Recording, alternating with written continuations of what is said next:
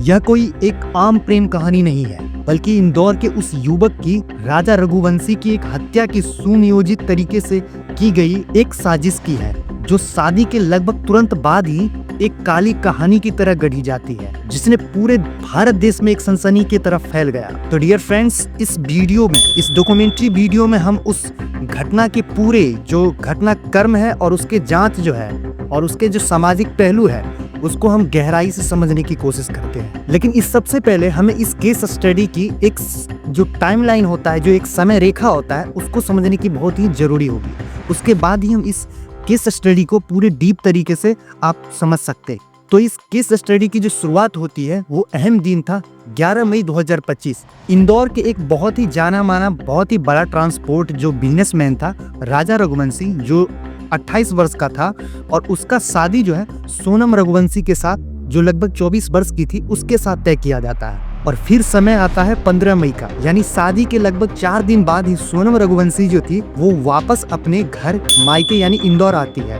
और वो आती सिर्फ इसलिए है कि उसका एक प्रेमी होता है राज कुशवाहा करके, और वो उससे मिलती है और यहीं से इस हत्या का जो है साजिश शुरू होता है। और इसके बाद फिर समय आता है 20 और 21 मई, जब सोनम रघुवंशी और राजा रघुवंशी एक साथ घूमने के लिए टूर पर जाते हैं, जहां सबसे पहले वो गुवाहाटी के जो माँ कामाख्या मंदिर है वहां से दर्शन करके वो मेघालय के लिए निकल जाते हैं। और फिर समय आता है अगले ही दिन यानी कि 23 मई 2025 को, जब वो शिलोंग के एक गांव जो नांगरी याट गांव है वहां पर वो एक गेस्ट हाउस से चेकआउट करते हैं, और फिर उसके बाद वो अचानक से दोनों लापता हो जाते हैं। और फिर वो समय आता है यानी कि 2 जून, यानी कि 9 दिन बाद, जब खोजबीन बहुत सारा होता है मेघालय पुलिस के द्वारा, तब जाकर के राजा रघुवंशी का जो है बॉडी जो है बिश्वाडोंग नामक एक जलप्रपात है उसके नीचे एक खाई में मिलता है, बिल्कुल सड़ी हुई अवस्था में। और जिसके सबके पास जो है एक खून से लटपट खुरकी यानी कि एक चाकू के जैसे किस्म का एक धारदार हथियार होता है, वो भी पाया जाता है। और जब उस बॉडी की यानी राजा रघुवंशी की जो बॉडी थी, जब उसकी पोस्टमार्टम की जाती है, उसके सर के आगे हिस्से पे और पीछे वाले जो हिस्सा होता है उस पे 30 धारदार हथियार से अटैक किए गए थे। और फिर इस केस स्टडी में एक दिन आता है 8 और 9 जून, जब सोनम रघुवंशी जो है उत्तर प्रदेश के गाजीपुर के एक ढाबे के पास जो है उसका प्राइम लोकेशन जो है मिलता है। फिर उसी 8 जून की रात को ही सोनम रघुवंशी जो है पुलिस को आत्मसमर्पण भी की। लेकिन तब तक इससे पहले मेघालय पुलिस जो है ऑपरेशन हनीमून नामक एक ऑपरेशन को ऑन कर देता है, और इस केस के सिलसिले में 4 जो है अन्य आरोपी को भी गिरफ्तार करता है मेघालय पुलिस। लेकिन आखिर इस हनीमून मर्डर की तैयारी और इस घटना को अंजाम कैसे दिया गया, अब हम उसे समझते हैं। तो दोस्तों, इस जो योजना बनाई गई थी मर्डर की, इसकी जो खुलासा होता है वो पुलिस की जांच में ये चीज खुलासा होता है, जिसमें ये साफ साफ पता चलता है कि शादी के दिन से ही जो सोनम रघुवंशी थी और उसका जो प्रेमी था राज कुशवाहा, वो दोनों मिलकर जो है राजा रघुवंशी को मारने का प्लान करना शुरू कर चुके थे। और इसमें इतना ही नहीं, पुलिस सूत्रों के अनुसार से ये भी पता चला है सोनम रघुवंशी थी वो राजा रघुवंशी को मारने के लिए 2 स्तर का प्लान बनाती है। तो प्लान ए था उनका, उसमें ये था कि जो कॉन्ट्रैक्ट किलर जो होता है उसको हायर करना है, उसके थ्रू राजा रघुवंशी को मारना है। और प्लान डी जो होता है कि अगर बाई चांस कॉन्ट्रैक्ट किलर के थ्रू राजा रघुवंशी नहीं मारा जाता है, तब सोनम रघुवंशी खुद राजा रघुवंशी को सेल्फी लेने के बहाने खाई के किनारे ले जाकर के उसे ढकेल के मार देती, और जिसको वो एक एक्सीडेंटल हादसे का रूप दे करके इसे दबा देती बात को। लेकिन यहाँ पर जो सोनम रघुवंशी का जो प्लान ए था वो काम कर जाता है, और यहाँ पे राजा रघुवंशी को जो है कॉन्ट्रैक्ट किलर के थ्रू ही मरवा दिया जाता है, जिसमें राजा रघुवंशी के सर के आगे और पिछले हिस्से पे 2 तेज धार हथियार से वार करके उसको मार दिया जाता है, और उसे एक खाई में फिकवा भी दिया जाता है। लेकिन उसके पास जो एक धारदार हथियार जिससे मारा गया था वो उसका एक सबूत के तौर पर जो है खुरकी मिलता है, और उसके पास ही जो राजा रघुवंशी का मोबाइल फोन था पर्सनल, वो भी बरामद किए जाते हैं। जिससे तो एक बात साफ है कि राजा रघुवंशी का मौत किसी भी लालच के लिए नहीं किया गया था, बल्कि एक सुनियोजित तरीके से प्री प्लान मर्डर था। लेकिन इस स्टोरी को समझने के लिए हमें जांच की और गहराई से इस ऑपरेशन हनीमून को समझना होगा, जहां पर हमने देखा कि मेघालय पुलिस ने तुरंत ही इस केस का जैसे ही सोशल मीडिया पे प्रेशर बनना शुरू हुआ, तो मेघालय पुलिस तुरंत ही इस केस के सिलसिले में ऑपरेशन हनीमून नामक एक कोड दिया और इस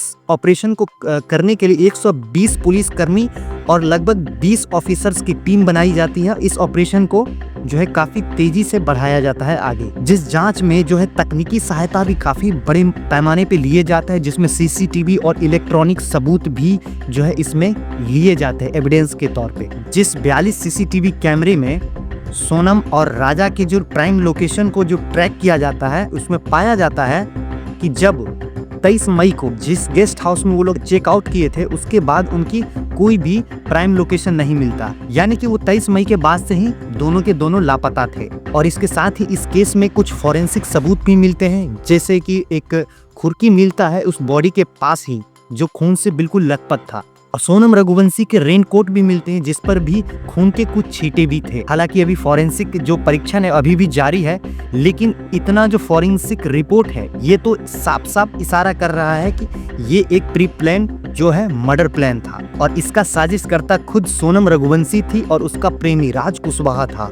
और इस केस स्टडी के जांच में एक डिजिटल ट्रेस भी एक अहम भूमिका निभाती है, जिसमें मर्डर होने के बाद यानी 23 मई के बाद से जो है सोनम रघुवंशी और राज कुशवाहा के बीच निरंतर कॉल का जो है ट्रेस यानी कॉलिंग जो बातचीत हो रही थी दोनों में, वो आपस में निरंतर बनी हुई थी। और इसके साथ ही कुछ गवाह भी ऐसे थे जो इस केस की मजबूती को और प्रदान करता है। जैसे कि जिस गेस्ट हाउस में राजा और सोनम रघुवंशी स्टे किए थे, उसके जो ऑनर थे उन्होंने भी ये गवाही दी थी कि ये लोग 23 को ही जो है चेकआउट करके चले गए थे। और साथ ही जहां से सोनम रघुवंशी ने ये खुरकी खरीदा था, उस दुकान के मालिक ने भी इसका प्रूफ और एविडेंस दिया था, जिससे ये तो साफ हो जाता है कि सोनम रघुवंशी इसमें डायरेक्ट तौर पर इस मर्डर प्लान में इन्वॉल्व थी और वो इसका मेन जो है किरदार भी थी। लेकिन दोस्तों इसमें 3 और अन्य किरदार भी हैं जो कॉन्ट्रैक्ट बेस्ड किलर के तौर पर इस जो योजना था, मर्डर का योजना बनाया गया था, उसमें शामिल किया गया था। एक तो हम जानते हैं कि सोनम रघुवंशी खुद थी, दूसरा उसका प्रेमी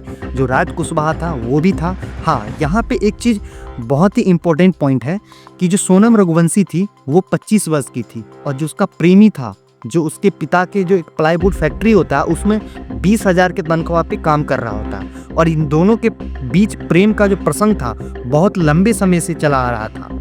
और जो सोनम से जो राज कुशवाहा था वो लगभग 4 वर्ष का छोटा था एज में। और इन दोनों के अलावा जो 3 अन्य कॉन्ट्रैक्ट किलर थे, जिसमें विशाल सिंह चौहान जो यूपी के ललितपुर से था, जो लगभग 22 वर्ष का था, और दूसरा भी था आकाश राजपूत, ये भी ललितपुर का ही था। और जो तीसरा अन्य मर्डर कॉन्ट्रैक्ट किलर था वो था आनंद कुर्मी, जो इंदौर से बिलोंग्स करता है। बहरहाल दोस्तों, आपको जानकारी के लिए मैं बता दूं कि इन तीनों की भी गिरफ्तारी हो चुकी है। और इसके साथ ही जो 2 मेन लीड किरदार थे इसमें मर्डर करने वाले, सोनम रघुवंशी और राज कुशवाहा, उनका भी गिरफ्तारी हो चुका है। लेकिन इन सब के बीच जो एक अहम कड़ी सामने आता है, सोनम रघुवंशी और राज कुशवाहा के बीच का जो प्रेम प्रसंग एंगल था, वो जो इस पूरे कांड के सामाजिक जड़ को एक प्रेम त्रिकोणीय दास्तां में बसी हुई है। यहाँ तक अब तक तो साफ हो चुका है कि सोनम रघुवंशी यहाँ जो है राज कुशवाहा से प्रेम करती थी, बेइंतहा प्यार करती थी। लेकिन सोनम रघुवंशी का जो परिवार था वो काफी एक बड़े बिजनेसमैन से बिलोंग्स करता था और वो ये नहीं चाहता था कि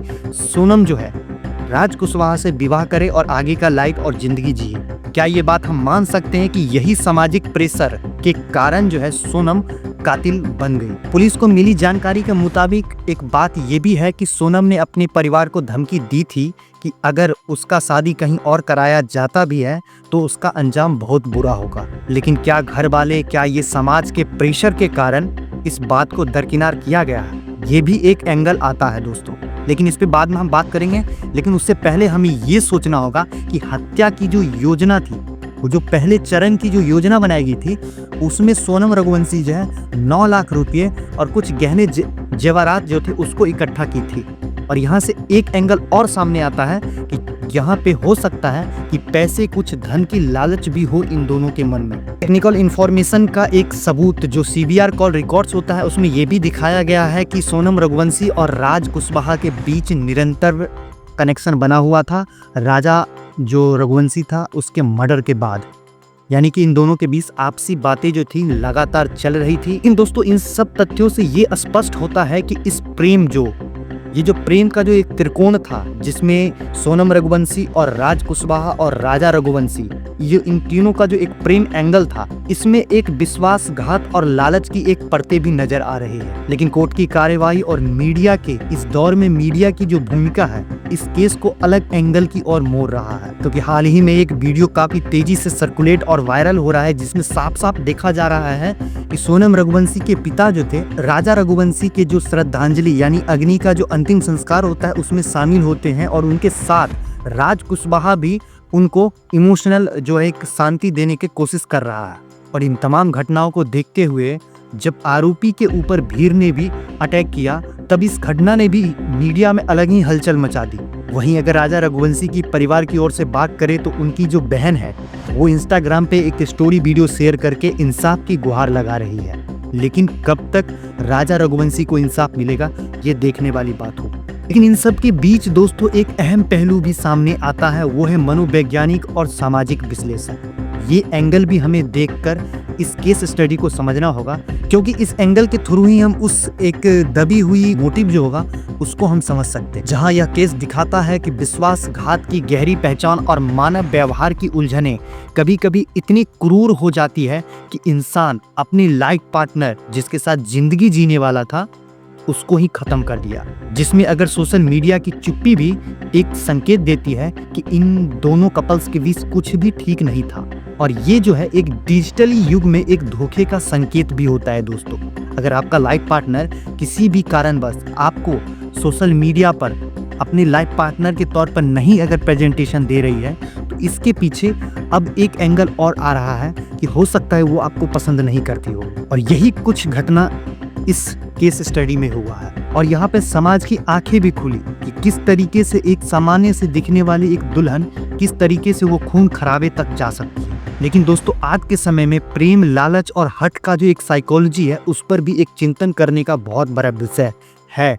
जहाँ पर इस केस स्टडी में देखा जाता है कि एक और प्रेमी का वो जुनून, एक और उस पत्नी की वो चालाकी जिससे राजा रघुवंशी की जानें चली जाती। और साथ ही ये घटना इस बात को सोचने पर मजबूर करती है कि सामाजिक जो नॉर्म है यानी तलाक और अविवाहित प्रेम जो है वो किस तरीके से घातक होते जा रहा है। चाहे वो हम बेंगलोर का केस ले, चाहे वो ड्राम वाला केस था, ये सब देखने से यही लगता है कि ये जो आजकल अविवाहित प्रेम प्रसंग है ये किस तरीके से जटिल होता जा रहा है। लेकिन इस डॉक्यूमेंट्री, इस केस स्टडी के आखिरी निष्कर्ष और नैतिक संदेश मैं यही देना चाहूंगा कि राजा रघुवंशी का जो ये दर्दनाक मौत है, ये मौत सिर्फ इतना सबक सिखाता है कि जो रिश्ते में जो नैतिक रूप और जो नैतिक जो ईमानदारी होती है एक इंसान की, वो किस हद तक और कितना कीमत चुका सकता है कोई आकलन करने के लायक नहीं है। क्योंकि यहाँ पर सिर्फ और सिर्फ कीमत इतना है कि आपकी जान। और साथ ही दोस्तों ये जो मर्डर हुआ है ये सामाजिक दृष्टि से जो यह मर्डर केस है एक प्रकार का चेतावनी भी व्यक्त करता है हमारे समाज के लिए। राजा रघुवंशी वो युवक जो अपनी शुरुआती जिंदगी को जीना ही शुरू किया था अपने उस लाइफ पार्टनर के साथ, जो एक लंबे अरसे तक उसके साथ जीना चाहता था, लेकिन क्या पता था कि उसकी जिंदगी अगले 6 दिन में ही समाप्त हो जाएगी। आखिरकार यह मर्डर और ये मर्डर केस जो है एक प्रकार का सामाजिक संदेश भी देता है हमारे समाज को कि हर रिश्ते में अगर विश्वास बना रहता है, सब कुछ शांत है, तो इसका मतलब ये नहीं कि सब कुछ ठीक है। और अगर हर रिश्ते में अगर विश्वास बना भी है तो उस विश्वास का कीमत समझे, ना कि उसके साथ छल करे, ना कि उसके साथ धोखा करे। तो दोस्तों आज के लिए इतना ही। अगले वीडियो में अगले नए टॉपिक के साथ मैं आपके बीच आऊँगा। तब तक आप हमारे साथ जुड़े रहें। चैनल को सब्सक्राइब, लाइक, शेयर भी जरूर करें और अपनी राय को कमेंट में जरूर बताएं, क्योंकि वो सबसे बहुत इम्पोर्टेंट है कि हमारे समाज में भी इस केस को लेकर के क्या दृष्टिकोण है वो भी एक मायने रखता है। तो आप कमेंट में जरूर बताइए। तब तक के लिए जय हिंद, वंदे मातरम।